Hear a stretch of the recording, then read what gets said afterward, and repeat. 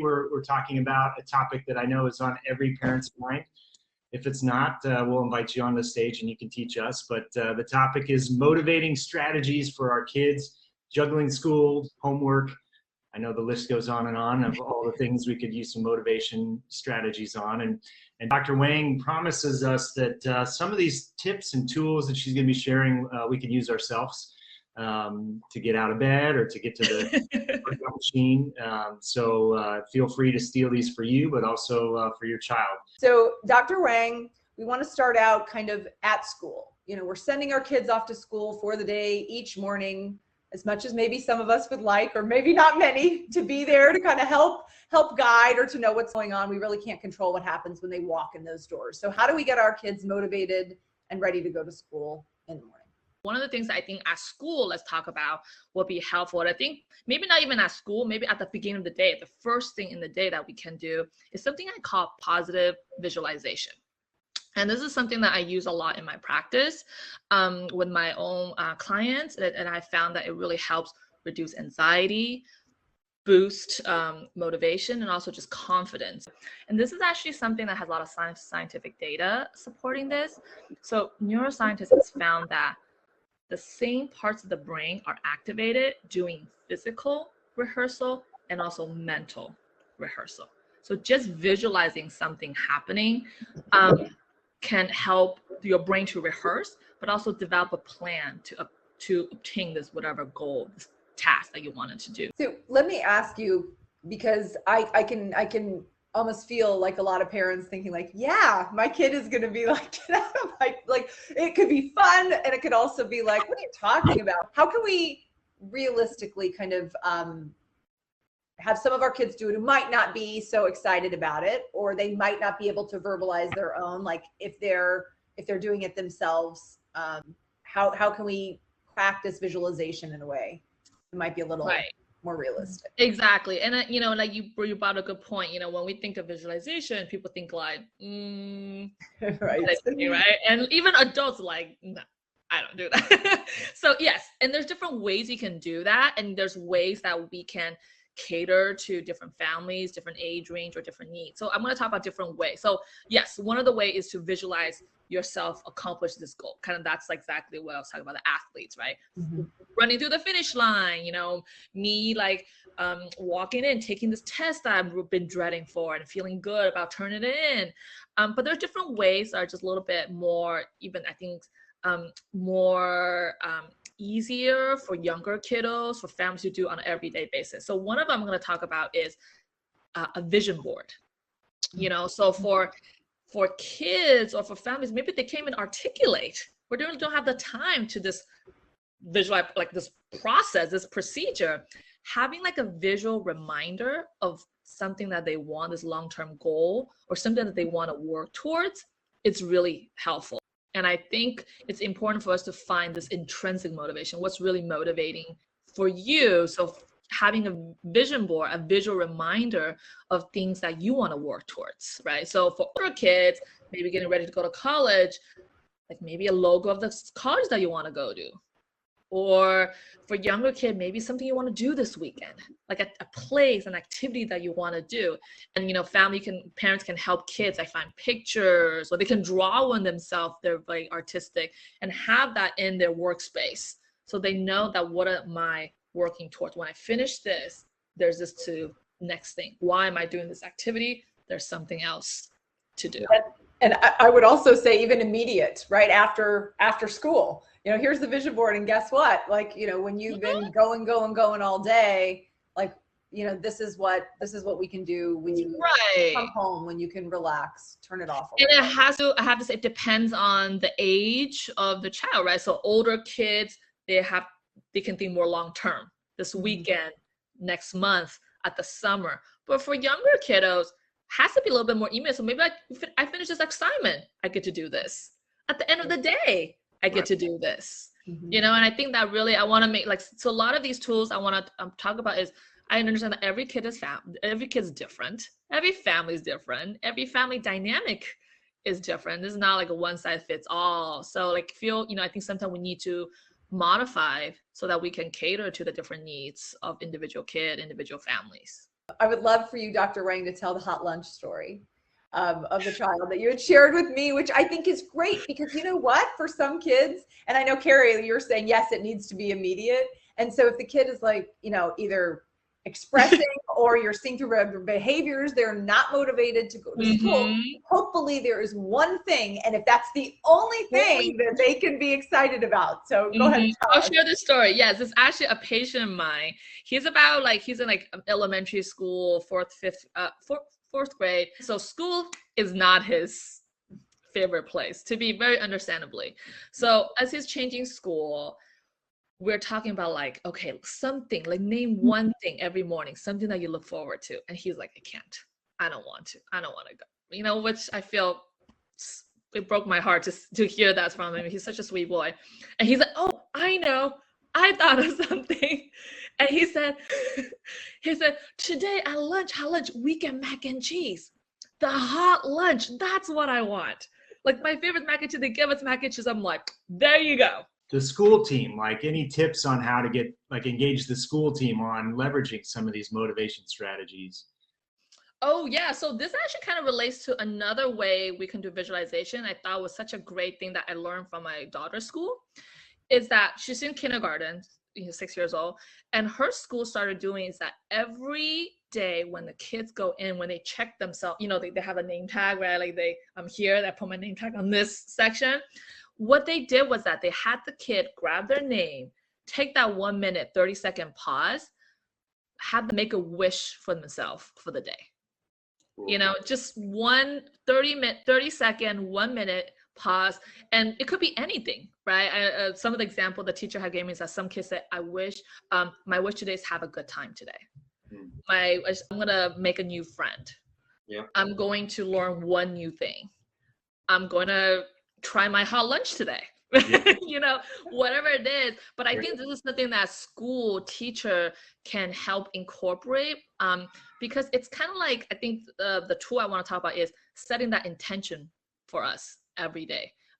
So in the morning, if you can do it at home before you get in the car, take that moment, set an intention is, what is it that I want today? And I think it's so much more powerful to use I, right?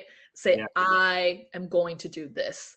And I think that just primes our brain, activates the parts of the brain that needs to have an experience, to have that positive experience. I think words are so powerful. Whatever you tell yourself, the story that you tell yourself, that becomes your world. But then there is the reality that some kids are going to school and it's overwhelming. It might, you know, they really might, you know, equate school with being lonely or not having it be accessible, having it be really difficult, overwhelming. Maybe it even feels hostile, whether that's from not even just from kids, but from the sensory environment.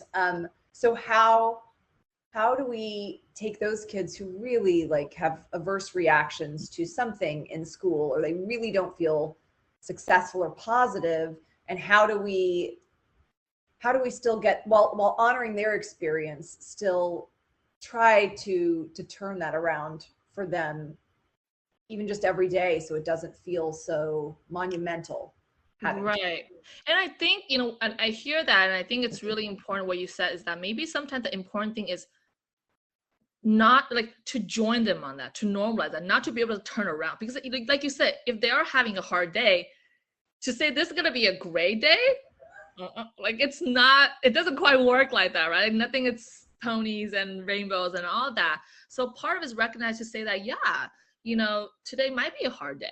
You know, it's okay to have a hard day. But I think we can always reinforce, we can always promote that, our ability to be able to do something. Like, yeah, I can get through it. Right. And I think that's more motivating, because a lot of time if we have so much negative messages, I can't do it. This is too hard. I shouldn't try. And over and over and over again, that's the message that we send ourselves. That's the story that we have created for us. It's not to say that, hey, this is easy, go, have fun, we're going to be an awesome day. You know, it doesn't quite, it's not realistic, it's not believable. But to normalize that, hey, you know, this is a hard day. You know, today I am going to have some challenges, but I can tolerate it. Reminding them that they already have this ability in them, we just need them to show their superpower. So I know there's one hot topic we all love, which is homework. Kids get home, they're tired, they want to turn off their brains, and for many of our kids, homework takes longer. They might need support to do it, and I'm asking for a friend parent. This isn't about me, but the parents might also need motivation. So if you could help us think about how do we motivate our kids and how do we motivate ourselves Yeah. and to help their This kids. is probably love homework. So with homework, with just in general tasks that we have to do, one of the things I really like, I call it microtasking. Essentially what it is that you break tasks into smaller but very doable parts. Okay. So each part is really small but very doable. But when they add up, you build momentum to keep going, right? And to add to it, to even make it even more motivating, you intersperse the smaller task with something pleasurable, something like a fun activity, like a reward activity. And I have a really cool analogy I want to share with you guys. A patient actually told me this, and I think it's like, oh, this is great. I'm going to steal it from her. I call it the Disneyland analogy. Okay. Yes. So this patient, we've been working on a lot of like just getting her out, just doing something. And she's like, I don't want to do it. I can't, I don't want to do it. So just getting her out of the house is really hard.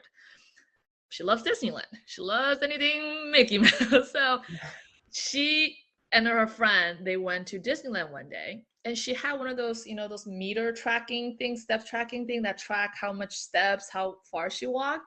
That day, she walked 20,000 steps, like something equivalent of like 7 miles. Amazing. Okay. I cannot get her to get out of her house, walk a block. She walked 7 miles in a day, and I'm like, how did you do it? How did you walk 7 miles? So she broke it down for me. She walked a little bit, and she said, I went to go get a churro. It was so good. I was in line. And she said, what next day? I was in line for Indiana Jones, and it did that. And I walked a little bit. I went to go see the Princess Castle, right? Small steps, little bit, and she had something fun. At the end, she did it. So I know we can't take our kids to Disneyland to do this, but I think this is an analogy I want to illustrate. This is someone that cannot even get out of the house to do some basic exercise, just to walk out of the house. Right. She did 7 miles. Idea is that break up the task into small, more manageable size, doable, and they adds up. And you create motivation if you pair it with something pleasurable, right? And do this repeated pairing, like work, reward, work, reward, work, reward. There's a repeated pairing. This increases the likelihood that this behavior happens again. So this is all based on the idea of kind of positive reinforcement. So if you want something to happen again, you associate with something positive. I think the key is to plan ahead. This is not kind of in the moment, spurs of the moment. Oh, I'm gonna do this. I'm gonna go eat a chocolate cake. Oh, I'm gonna go play Roblox. Yeah. So this is something that you plan ahead. So strategically, as you're right before you start in the homework, say, okay, this is what I have. This is how I'm gonna break it down. This is what I need. I think when it's intrinsic, it's gonna last a lot longer. Right. Grades, points, all these external factors, it only works so much. Like, what does an A really mean? Like I got 18 out of 20. Like, what is that?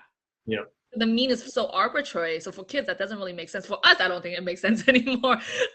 So what is that they want? Like, they want to accomplish something, whether to have music, whether to have a downtime. I had a patient just last night. I asked her, like, what is a reward that you want to work toward? Parents always, all he wants is iPad, all screen time. I'm like, okay, that's true. Let's ask, what other reward would you want? She said, I want a break. I'm like, oh, you just want to have time to do nothing? He's like, yeah, I just don't want to do anything. Like, because he's someone that has after school and then this and then this and this and this. So he just wants a break. And I think that's so, when a kid says, I want a break, it's probably something. It's time to want a break. Yeah.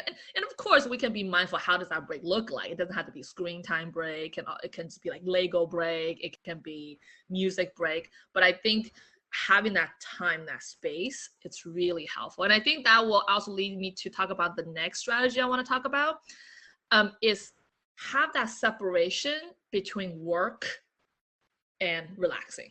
work and sleep. Human, we're such habit creatures. Our brains are always making associations. So in a bedroom, PJs, that's typically associated with sleep and relaxing, which is like the opposite condition for doing math homework, using our brain, doing work. So create some sort of separation between workspace and sleep and rest.